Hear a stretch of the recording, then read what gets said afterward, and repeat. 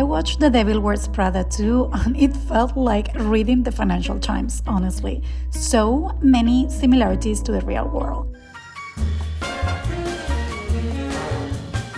Hi, and welcome to a new vlog. Today we start from the bathroom because we are going to the cinema.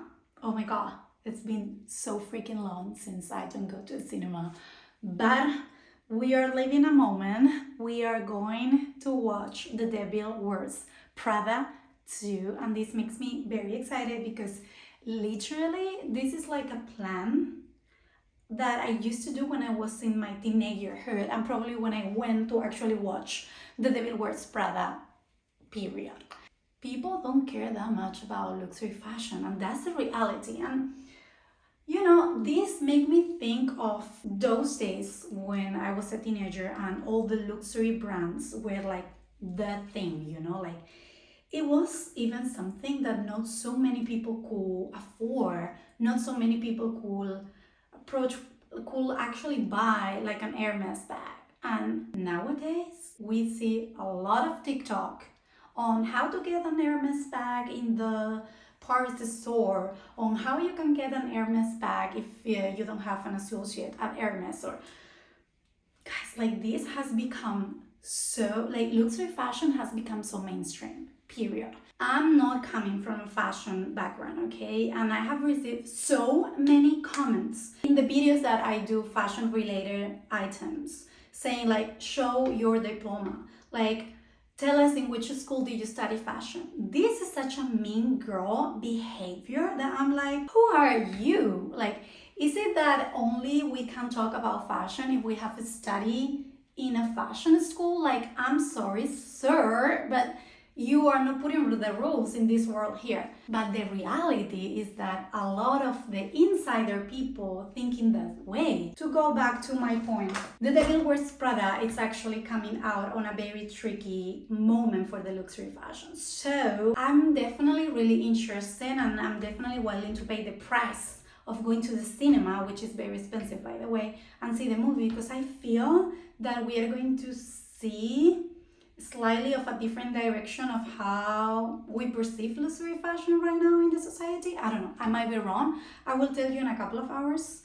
But yeah, I just wanted to leave this feedback here before going to the movie, because this is how I feel beforehand. So I will come back here and then explain you how I felt, wow, like after watching the movie. I wish that this will be live and that we could all comment on and like talk openly. But guys, like let me know in the comments, like what is your perception about luxury fashion? Outfit check for The Devil Wears Prada 2. These used to have their own blazer, but honestly guys, I don't know if you know by now, but I live in between two cities. I'm most of the time here in Tenerife, but also I live in Madrid. So basically, having two homes, it's literally not knowing where you have your clothes. I'm also a type B girl, so as you can imagine, pretty much lost most of the time. She was a fairy.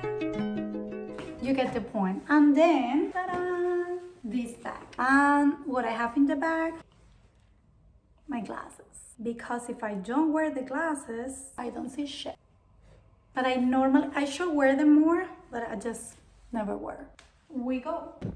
Guys, you will get to know me slowly. Like, you know, this is just like one of the first vlogs that I'm doing. But, you know, like in the previous clip, I was telling you, like, I'm going with my friends now to see The Devil Wears Prada. Guys, I'm such a type B person. We are going tomorrow, not today. Yes.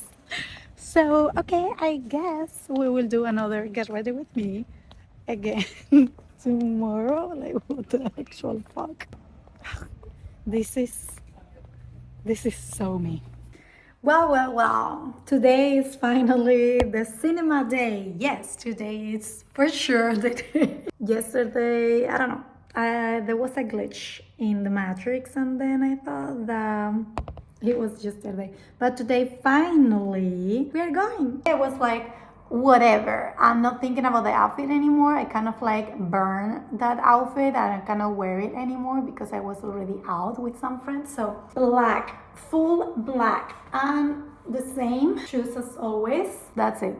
Simple. I'm super excited. We already bought the tickets because today is Wednesday, and I don't know in your city, but in Spain, Wednesday it's like cheaper cinema than before. But today I double check, I triple check, and yes, my friends are waiting for me in the cinema. We are all gonna meet there. I'm super excited.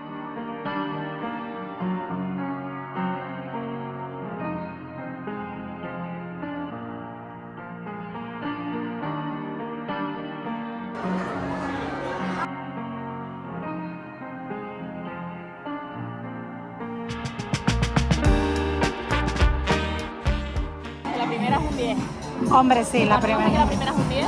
Esta puede ser un 8. ¿Qué nota le da? Un 9. Sí. No, qué generosa. Sí. ¿Qué nota le da? Un 8,5. So now it's my turn to give the review on, guys. I don't know. I felt that it was a little bit slow. My score is 7 out of 10. I'm back home in Madrid, yes. So everything that you have seen before, it happened in Tenerife. The final review plus a little surprise, a little topic that I wanted to include, it's here in Madrid. So let's get started. Well.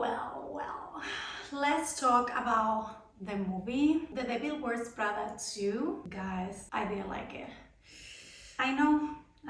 To be honest, I kind of expect that the second part was not going to be as good as the first one because that's literally what happened always.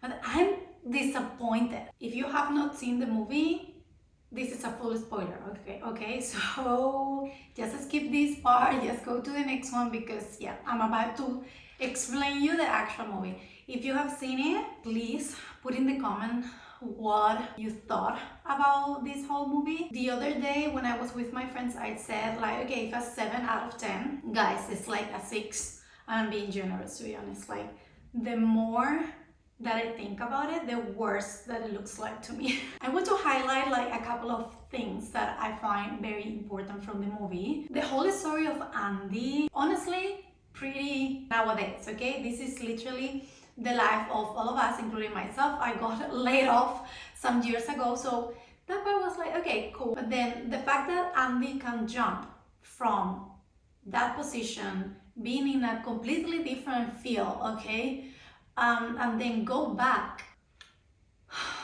Nowadays it's so freaking hard to find a job like this with a good salary, and more especially if we're talking in fashion.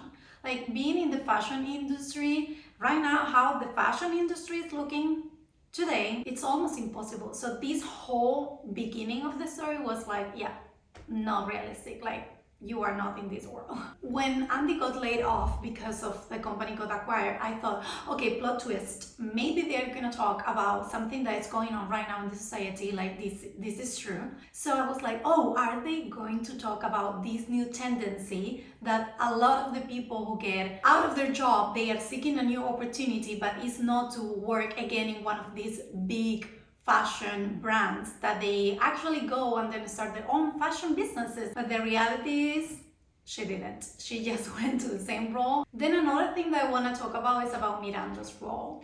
And this one, I would say that I kind of like was expecting something like that. And with this one, compared to Andy, I'm pretty much like excited about seeing the new Miranda. She is way more approachable. She's way more like fun. And to be honest, I was very happy to see this because nowadays the whole exclusive, they're trying to break a little bit this women bossy attitude. It's a reality that the luxury fashion industry is not at the greatest year. So right, we already talked a little bit about this one on the previous video. Last year, like 2025, it was insane.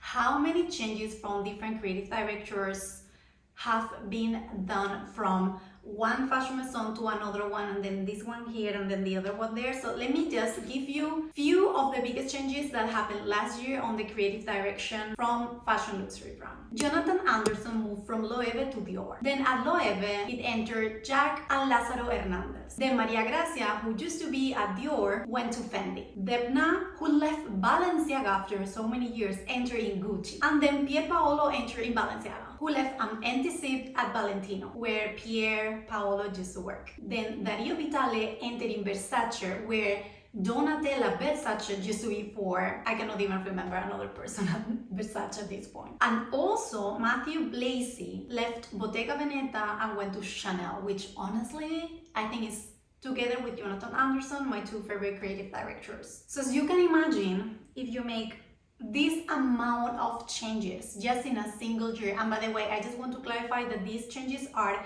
in LVMH and in Kering, in both of the two biggest fashion maisons in the industry. If you actually do all of these changes in a single year, things are pretty tough there, okay? The first reason why LVMH is struggling, it's because of the Chinese market. So when everything was going perfectly, in 2024, things changed. And what happened is basically that the economical aspect in China changed completely. So the prices were just growing, but the salary of the Chinese people didn't grow as fast as they expect. You probably are going to stop buying luxury, and that was literally what happened. The Asian market dropped between 26 and 28% revenue. Guys, this is insane. So when this whole disaster was happening in China, everyone started looking at the Middle East. We are talking about United Arab Emirates and all the Middle East region, all right? Luxury there, like just think about Dubai. Okay, fine. Like China, it's struggling.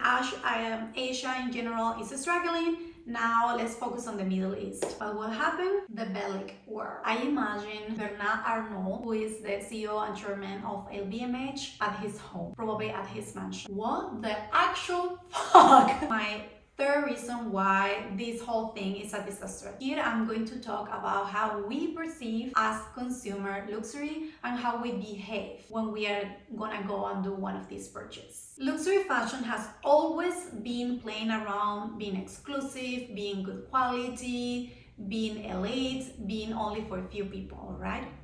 It was the actual case back then, okay? How this whole luxury industry started, it was because just few fashion maisons were based in Paris or in Europe, and they were doing amazing artisan work. And here I'm talking about really good quality fabrics, really amazing pattern making. The way to construct the pieces, this was not available outside of the luxury fashion. So for the rich people at that time, it makes a lot of sense to actually buy, invest, and put their money into luxury pieces, because at the end of the day, luxury was tied to quality. Nowadays, this is not even close to be the reality. If we think of how this started, just few stores in Paris, and now how it's looking, you literally can find an Hermes store in the airport. So the fact that even now the influencer that just came out of Love Island can actually own an Hermes, send a message that is not that exclusive anymore. And we all know that the quality is not what it used to be. And the fact that now so many people has stopped buying luxury fashion, and instead they are buying from very niche down designers that actually do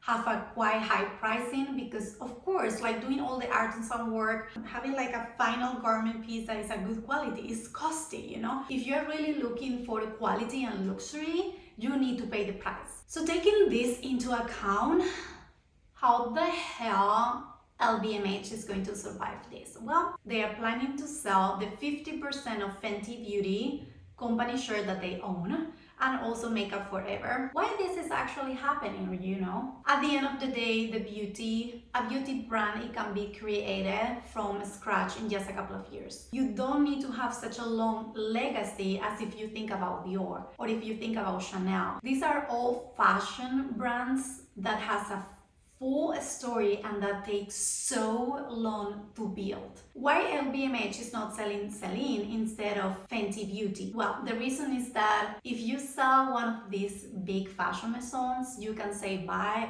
forever. You are never ever going to be able to buy it back. But in the beauty industry, things change. As I said, creating a beauty brand, it's fast compared to the fashion industry. So selling Fenty Beauty, it's something that they could do quite quick. Also, it's not as costly as maybe selling a percentage of Dior. Fenty Beauty is out for sale. Makeup Forever is out for sales, and many of the spirits, so the champagnes and all of these luxury additional brands that they have. Honestly, it's a bold move. They are having faith and they are just hoping that actually all the changes that they are doing at the same time in fashion and also selling a lot of the beauty portfolio will put LVMH on a situation that they can have enough cash and that they can survive basically the crisis that not only luxury fashion is going through, like all of us are going through this crisis as well. So this is a big summary of what the hell is going on now in the luxury industry. And just to link it back to the Devil Wears Prada too, we saw Dior as taking part in this movie. We saw actually Runway struggling to get other luxury brands to pay the ads and to give them money. If I'm being very honest, I'm really looking forward to actually see how all of these changes are being done, and also this shift that it's happening right now in the fashion industry plays a role in the future of this whole. So let's see how it goes.